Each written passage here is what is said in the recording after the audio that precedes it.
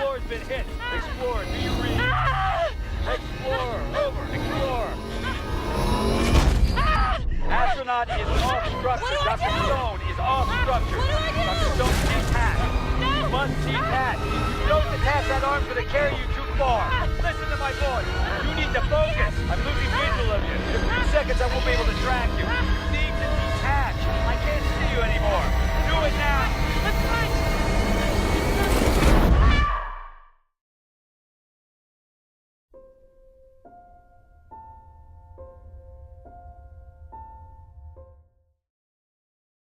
I was not clear when I was until I didn't remember that thing until I think it was my brother or something mentioned that like a couple of months ago, you know, and then I realized, yeah, maybe that's, you know, I said when I decided to be a director, I said one day I'll do a space movie, but truly also is, yeah, this film, it was a film that I wanted to do as a film that I would love now, but that I would have also loved as a kid. And I'm talking about the big cinematic experience. You know, I love all kind of cinema, have very eclectic taste.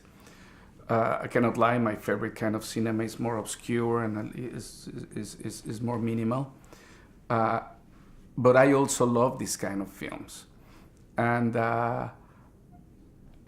yeah, I miss that big film experience.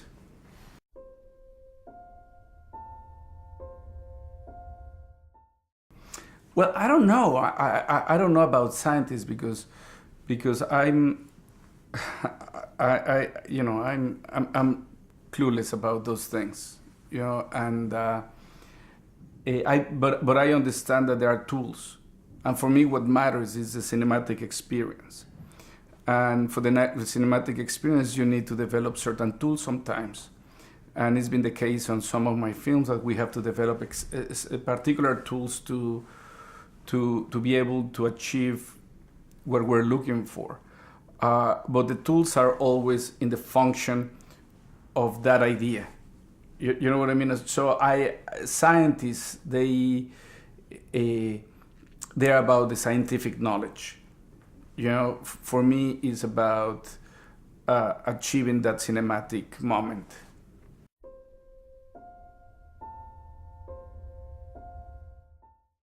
Well, I learned that in planet Earth you cannot float, and that it was like a very, very silly idea to try to make a film in which all the characters are floating all the time.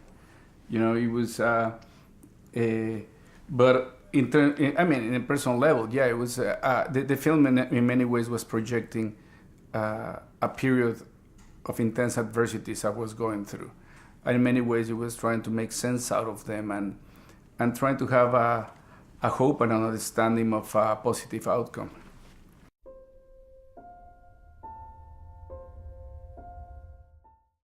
Well, the process was the same in the conceptual process. We talk, he reads the script, we discuss, I tell him what is my vision of how I would like to do it. We have conversations, we shape that vision. We talk a lot about light, and ever since Y Tu Mamá También, we've been obsessed about naturalistic light. Here was clear that we were not going to be able to shoot in space, so we were discussing, and part of the research and development of technologies is how to replicate that light in space. That is unlike any light in Earth, because there's no atmosphere. And the difference in this one now is that a good percentage, more than 50% of the light is virtual lighting. So it's lighting done on computers. And Chivo, we call Emmanuel Lubezki Chivo.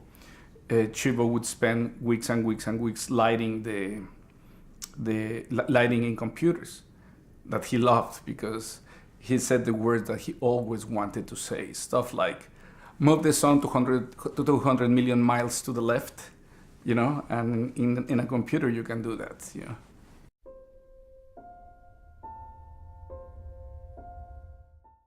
Probably Yeah, I mean, yeah, I think that for the Blu-ray, we're going to do a very concise explanation of this stuff. I mean, it's not only Emmanuel Lubezki, it's Tim Weber, the visual effects supervisor, who's a wizard, you know, and together the three of us, we developed these concepts and these technologies. Saying so, all of those technologies are the tools for trying to achieve the emotional journey of our character.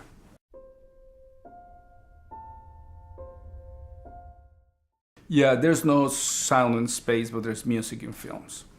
And we didn't play sound in space. The only sound that you hear is when there's interaction with objects, and you would feel the vibrations, because and astronauts have told us that, and astronauts that have seen it, they say that it's very, very accurate, the way that it sounds.